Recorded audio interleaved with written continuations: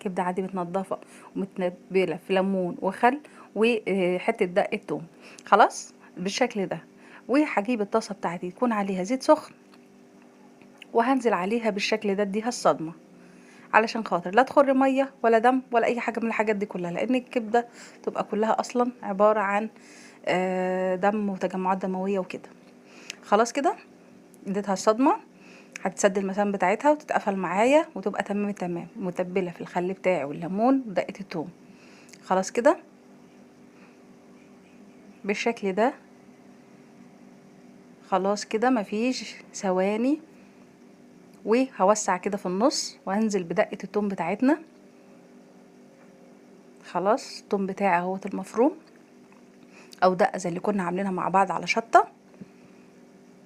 خلاص. وبعدين هنحط بقى فلفل اسمر، شويه توابل